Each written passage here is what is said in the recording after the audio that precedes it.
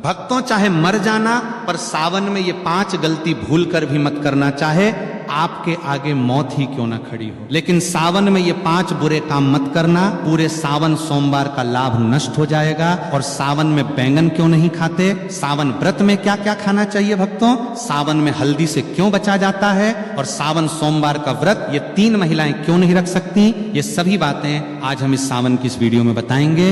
लेकिन उससे पहले कमेंट बॉक्स में भगवान शिव जी का जयकारा लगाते हुए हर हर महादेव जरूर लिखें, लाइक जरूर करें।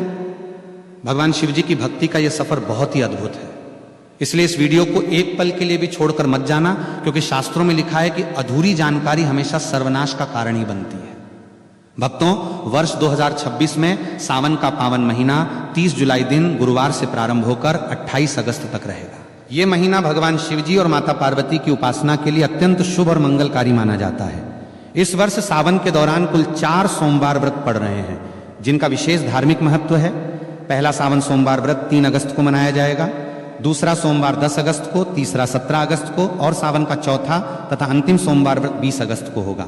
सावन का समापन 28 अगस्त 2026 को हो रहा है, जो कि रक्षाबंधन का पर्व है। इसी दिन बहनें अपने भाइयों की कलाई पर रक्षा सूत्र यानी राखी बांधकर भाई बहन के अटूट प्रेम और विश्वास के त्योहार को मनाएंगी। सावन का पहला दिन यानी 30 जुलाई भगवान श्री हरि विष्णु की कृपा प्राप्ति के लिए भी बहुत दुर्लभ और शुभ संयोग लेकर आ रहा है। पौराणिक मान्यताओं के अनुसार सावन के पूरे महीने में शिव भक्त शिवलिंग पर जल और बेलपत्र अर्पित करके सुख समृद्धि, सौभाग्य और दीर्घायु का आशीर्वाद प्राप्त करते हैं। ये समय सुहागिन महिलाओं के लिए अखंड सौभाग्य के नियमों का पालन करने और मंगला गौरी व्रत के माध्यम से पति की उन्नति की कामना करने के लिए सबसे बेहतर माना गया है। अतः 30 जुलाई से शुरू होने वाले इस पवित्र माह में श्रद्धा, नियम और पूर्ण सात्विकता के साथ महादेव की शरण में जाकर कोई भी भक्त अपनी हर मनोकामना पूरी कर सकता है। सावन का महीना कोई साधारण महीना नहीं है। यह ब्रह्मांड के रचयिता, पालनकर्ता और संहारक साक्षात देवों के देव महादेव का काल है। हमारे हिंदू पंचांग के अनुसार जब भगवान विष्णु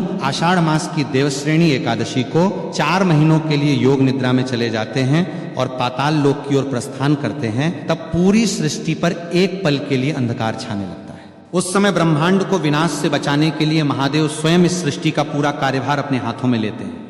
इस साल सावन की शुरुआत एक बेहद अद्भुत, दुर्लभ और तांत्रिक संयोग के साथ हो रही है। इस बार जितने भी सावन सोमवार PRH रहे हैं, वे सभी अपने आप में तंत्र मंत्र और अघोर शक्तियों को समेटे हुए हैं। शास्त्रों में लिखा है कि सावन के सोमवार का व्रत रखने से इंसान के 7 जन्मों के संचित पाप भस्म हो जाते हैं। जो कुंवारी कन्याएं इस व्रत को रखती हैं तो उनकी कुंडली के सारे ग्रह दोष शांत हो जाते हैं और उन्हें साक्षात शिव जैसा ही वर प्राप्त होता है। जो विवाहित महिलाएं इसे रखती हैं तो उनके सुहाग पर आने वाली अकाल मृत्यु और यमराज की छाया भी दूर भाग जाती है। लेकिन याद रखिए, सावन सोमवार की पूजा जितनी सरल और मनमोहक दिखती है, इसके अदृश्य नियम उतने ही करें खतरनाक और भयानक है। यदि कोई व्यक्ति बिना नियमों को जाने केवल समाज को दिखाने के लिए या अहंकार में यह व्रत रखता है, तो उसे पुण्य की जगह महादेव के तीसरे नेत्र के क्रोध का सामना करना PRH सकता है। शिवलिंग पर जल चढ़ाने का वो भयानक सच जो कोई नहीं बताता। जब हम सावन के महीने में शिव मंदिर जाते हैं तो हमारी आदत होती है कि हम जल का लोटा लेकर सीधे शिवलिंग की तरफ द्वार पड़ते हैं। लेकिन यहीं पर लोग अपने जीवन की सबसे बड़ी आत्मघाती और विनाशकारी गलती कर बैठते हैं। बहुत से लोग मंदिर के अंदर बने नल, कुएं या शिवालय के प्रांगण में लगे हुए वाटर फिल्टर से ही जल भर लेते हैं और उसे शिव जी पर चढ़ा देते हैं। शास्त्रों के अनुसार यह घोर अपराध और वर्जित कर्म माना गया है, जिसे पराया जल या चोरी का जल कहा जाता है। मंदिर का जल केवल वहां के पंडित, पुजारी या उस प्रांगण में रहने वाले सेवादारों के लिए होता है, क्योंकि वो मंदिर परिसर ही उस पुजारी का घर होता है। यदि आपका घर मंदिर की सीमा से बाहर है तो आपको हमेशा अपने घर की रसोई से, अपने घर के मटके या शुद्ध जल पात्र से तांबे, चांदी या पीतल के लोटे में जल भरकर ही मंदिर जाना चाहिए। इसके पीछे का सबसे बड़ा आध्यात्मिक और वैज्ञानिक रहस्य यह है कि जब आप अपने घर से जल लेकर पैदल या किसी माध्यम से शिव मंदिर की ओर निकलते हैं तो रास्ते भर आपके घर की नकारात्मक ऊर्जा, आपके परिवार की बलाएं, पितरों का कष्ट और आपके शरीर की बीमारियां उस जल के भीतर समाने लगती हैं। वो जल आपके सारे कष्टों को अपने भीतर सोख लेता है। जब आप उस जल को शिवलिंग पर अर्पित करते हैं तो महादेव आपके उन कष्टों को स्वीकार करके उन्हें अपने गले के विष की तरह भस्म कर देते हैं। लेकिन यदि आप मंदिर का ही जल लेकर वहीं चढ़ा देंगे तो आपने अपने घर का कोई कष्ट महादेव को सौंपा ही नहीं। आपकी वो यात्रा अधूरी रह गई और उस पूजा का फल शून्य हो गया। शिवलिंग के गिरते जल के चमत्कारी और डरावने फायदे। शिवलिंग पर जब जल की अखंड धारा गिरती है तो वह शिवलिंग के नीचे बनी जलहरी से होते हुए एक निश्चित दिशा में बह जाती है। शास्त्रों में उस बहते हुए जल को साक्षात अमृत और शिव की अलौकिक ऊर्जा का महापुंज माना गया है। पहला नियम यह है कि जब आप जल चढ़ा लें तो उस जलहरी से बाहर बहते हुए जल को कभी भी भूलकर लांघना नहीं चाहिए, क्योंकि वो ऊर्जा इतनी तीव्र और तांत्रिक होती है कि यदि कोई साधारण इंसान उसे लांघता है तो उसके शरीर का चक्र बिगड़ सकता है और उसका मानसिक संतुलन तक हिल सकता है। लेकिन शास्त्र कहते हैं कि उस गिरते हुए जल को किसी मुसाफिर या भक्त को थोड़ा सा अपने पात्र में रोक लेना चाहिए। उस जल को अत्यंत पवित्र और चमत्कारी मानकर अपने घर ले आना चाहिए। यदि आपके घर में किसी छोटे बच्चे को या किसी बड़े बुजुर्ग को बहुत तेज बुखार आ गया हो, जिस पर डॉक्टरों की दवाइयां भी काम करना बंद कर चुकी हो, तो इस दिव्य जल के कुछ छींटे उस बीमार व्यक्ति के ऊपर मार दें या उसे 2 बूंद ये जल पिला दें। आप अपनी आंखों से देखेंगे कि महादेव की कृपा से वो भयंकर और जानलेवा बुखार भी मिनटों में गायब हो जाएगा। इतना ही नहीं, यदि किसी व्यक्ति की आंखों में हमेशा कीचड़ जाता हो या आंखें लाल रहती हो या जलन होती हो या उम्र के साथ आंखों की रोशनी धुंधली पड़ती जा रही हो, तो इस जल को सुबह सुबह अपनी आंखों पर पलकों के पास लगाना शुरू करें। धीरे धीरे आंखों का सारा भयंकर विकार दूर हो जाएगा और आपकी आंखों की रोशनी इतनी तेज होने लगेगी कि बरही से बरही बीमारी महादेव की कृपा से पूरी तरह साफ और चमकदार हो जाएगी। महाउपाय बेल की जरेज का ताबीज, तंत्र काट और खान पान का करहा पहरा। अब हम बात करेंगे कि घर के आंगन में जल छिड़कने का भयंकर तांत्रिक रहस्य शिवलिंग से लाए गए उस बचे हुए जल को केवल पीना ही नहीं है, बल्कि इसका एक ऐसा प्रयोग है जो बड़े बड़े तांत्रिकों के होश उड़ देता है। यदि आप इस जल को अपने घर के आंगन में, घर के चारों कोनों में, तिजोरी के पास और मुख्य द्वार पर छिड़कते हैं तो आपके घर के आसपास मंडराने वाली भयंकर से भयंकर अदृश्य शक्तियां, भूत प्रेत, अतृप्त आत्माएं और नकारात्मक बाधाएं चीखते हुए उस स्थान को हमेशा के लिए छोड़कर भाग जाती हैं। अगर किसी दुष्ट व्यक्ति ने या आपके दुश्मन ने आपके घर पर कोई टोना टोटका, मूठ करनी या तांत्रिक क्रिया की होगी जिसके कारण आपके घर में बीमारियां और कंगाली रहती हैं, तो शिवजी के इस चरणामृत के स्पर्श मात्र से वो तंत्र उसी क्षण उल्टा घूमकर करने वाले पर वार कर देता है। घर की सुख शांति जो सालों से गायब थी वो वापस लौट आएगी और घर में बरकत होने लगेगी।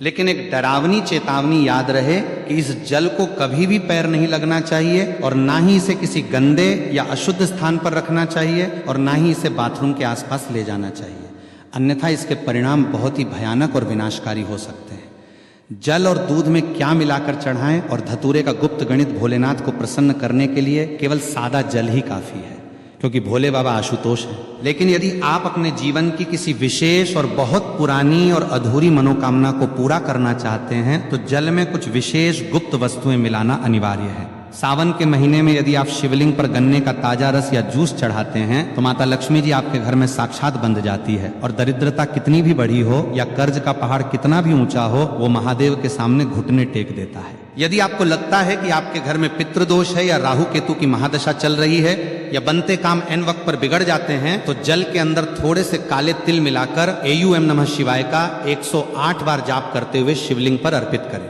अब बात करते हैं शिवजी के सबसे प्रिय और खतरनाक फल धतूरे की। लोग अनजाने में पैरों से तोड़कर जितने मर्जी धतूरे शिवलिंग पर सजा देते हैं, जो कि पूरी तरह गलत और वर्जित है। शास्त्रों के अनुसार शिवलिंग पर धतूरा को हमेशा विषम संख्या में ही चढ़ाना चाहिए, जैसे कि केवल 1, 3 या 5 धतूरा। असल में इंसान के भीतर छिपे काम, क्रोध, लोभ, मोह और अहंकार का प्रतीक है। जब आप विषम संख्या में धतूरा चढ़ाते हैं तो आप अपनी इन मानसिक बुराइयों और जहर को महादेव के चरणों में सौंप रहे होते हैं। इसके साथ ही सावन में पंचामृत का भोग लगाना चाहिए, जिसमें शुद्ध गाय का कच्चा दूध, गाढ़ा दही, घर का निकाला हुआ घी, शुद्ध शहद और मिश्री की शक्कर शामिल हो। यह सभी सामग्री शिवजी को तृप्त करती है। लेकिन याद रखें कि पंचामृत में कभी भी बाजार की डिब्बा बंद या मिलावटी चीजों का इस्तेमाल भूल कर भी ना करें। व्रतधारियों के लिए तो दूध पीने की सख्त मनाही का वैज्ञानिक और धार्मिक सच सावन के महीने में व्रत रखने वाले भक्तों को एक ऐसी गुप्त बात का ध्यान रखना चाहिए जो अक्सर लोग अनदेखा कर देते हैं और बाद में पछताते हैं। यदि आपने सावन सोमवार का व्रत रखा है या पूरे सावन के नियम का पालन कर रहे हैं तो आपको भूल कर भी दूध का सेवन नहीं करना चाहिए।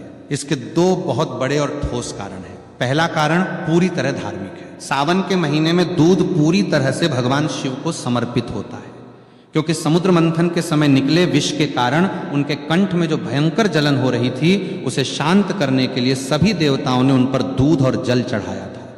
जो चीज सीधे भगवान को अर्पित की जा रही हो उसे व्रतधारी स्वयं ग्रहण नहीं कर सकता, इसे उच्चिष्ट या दोष माना जाता है। दूसरा कारण वैज्ञानिक और डरावना है। सावन में चारों तरफ भारी वर्षा होती है जिससे जमीन पर अजीबोगरीब की माकोर है फंगस और जहरीली घास उगाती है। जब गाय और भैंस इस घास को चरती हैं तो वो विषैला तत्व उनके दूध में भी आ जाता है। सावन के दिनों में इंसान की जठराग्नि यानी पाचन शक्ति बहुत कमजोर होती है, इसलिए इस समय दूध पीना साक्षात पेट की भयंकर बीमारियों और विष को न्योता देना है। ये दूध केवल छोटे बच्चों, असहाय बुजुर्गों या भयंकर रूप से बीमार लोगों को ही दिया जाना चाहिए, क्योंकि उनके जीवन की रक्षा के लिए शास्त्रों में विशेष छूट है। एक स्वस्थ व्रतधारी अगर सावन में दूध पीता है तो उसका व्रत तत्काल प्रभाव से दूषित और खंडित हो जाता है। कुत्तू के आटे का डरावना सच की है मकोर है और व्रत टूटने का भय। व्रत के दौरान लोग फलाहार के नाम पर कुत्तू के आटे की पूरियां, पकौड़ियां, पराठे या हलवा भरे चाव से खाते हैं और सोचते हैं कि उन्होंने बहुत पवित्र भोजन किया है।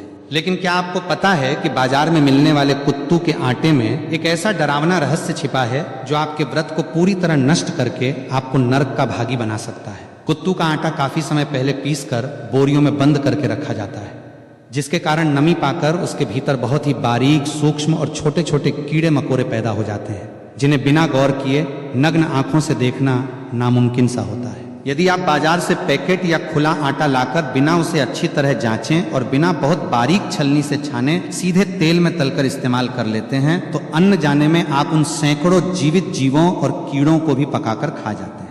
शास्त्रों में साफ साफ लिखा है कि व्रत के दौरान यदि आपके पेट में एक भी कीड़ा या जीव चला गया तो वो मांस भक्षण यानी मांस खाने के बराबर माना जाएगा।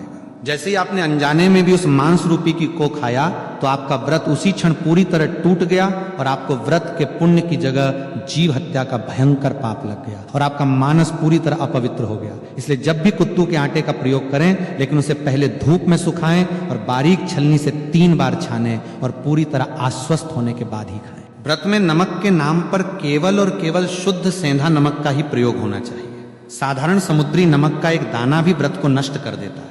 बेल के पैरे की झड़ का ताबीज और अदृश्य शक्तियों का परछाई नाश सावन के महीने में बेल पत्र का महत्व तो बच्चा बच्चा जानता है, लेकिन बेल के पैर की जरज में जो तांत्रिक, सुरक्षात्मक और अलौकिक शक्तियां होती हैं उसके बारे में कोई नहीं बात करता। सावन के किसी भी सोमवार को सुबह सूर्योदय से पहले उठकर स्नान करके बेल के प्राचीन वृक्ष के पास जाएं, वहां धूप दीप जलाकर प्रार्थना करें और उसकी जड़ का एक छोटा सा टुकड़ा कुल्हार ही या लोहे से नहीं बल्कि लकड़ी या हाथ से प्यार से तोड़ कर ले आए। उस टुकड़े को गंगा जल और गाय के कच्चे दूध से धोकर पहले शिवलिंग पर स्पर्श कराएं और फिर उसे महादेव का प्रसाद मानकर वापस ले लें। इसके बाद उस चको, चांदी, तांबे या पीतल के किसी ताबीज के अंदर भरकर काले या लाल धागे की मदद से अपने गले में या दाहिनी बाजू पर बांध लें।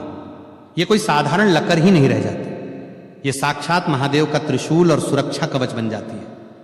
इस ताबीज को पहनने के बाद दुनिया का कोई भी ओझा तांत्रिक, कोई भी बुरी नजर, मूठ, भूत, प्रेत, डाकनी, शाकनी या हवा में घूमने वाली नकारात्मक शक्ति आपके आसपास भी नहीं भटक सकती। यदि आपको रात में डरावने सपने आते हैं, अचानक छाती पर वजन महसूस होता है या आपको लगता है कि आपके ऊपर किसी ने कुछ टोना कर दिया है, तो ये JRH उस पूरी बला को अपने भीतर सोख लेगी। इसे पहनने के बाद आपका रुका हुआ कारोबार, आपकी नौकरी और आपका जीवन बहुत तेजी से सफलता की ऊंचाइयों की ओर बढ़ने लगेगा। वैवाहिक जीवन के करे प्रतिबंध वर्जित कर्म और महादेव की परीक्षा के संकेत और पतितप के रिश्ते का वह करवा सच जिससे व्रत सफल या निष्फल होता है, भगवान शिव और माता पार्वती इस पूरी सृष्टि के सबसे पहले, सबसे आदि और सबसे आदर्श पतिपत्नी है। इसलिए सावन के व्रत में पतित के आपसी व्यवहार और मानसिक पवित्रता का बहुत गहरा और सीधा संबंध होता है। जो पतित सावन के महीने में या विशेषकर सोमवार के व्रत के दिन आपस में गाली गलौज करते हैं या एक दूसरे को नीचा दिखाते हैं, ताने मारते हैं या आपस में भयंकर लड़ाई झगड़ा और क्लैश करते हैं, उन्हें सावन का व्रत रखने का कोई अधिकार नहीं है। यदि ऐसी अशांत स्थिति में आप भूखे रहकर व्रत रखते भी हैं तो महादेव आपके उस व्रत को कभी स्वीकार नहीं करते। आपका भूखा रहना केवल एक शारीरिक प्रताड़ना और नाटक बनकर रह जाता है और आपके पुण्य की सारी ऊर्जा उसी क्षण नष्ट हो जाती है। शास्त्रों के अनुसार देवी देवता हमेशा पति के प्रेमपूर्ण जोड़े की सामूहिक, सकारात्मक और ऊर्जा से ही प्रसन्न होते हैं। यदि आपका पति आपसे प्यार से बात करके या आपकी सहमति से आपको खुश रखकर किसी काम के सिलसिले में नौकरी पर या विदेश गया है तो पत्नी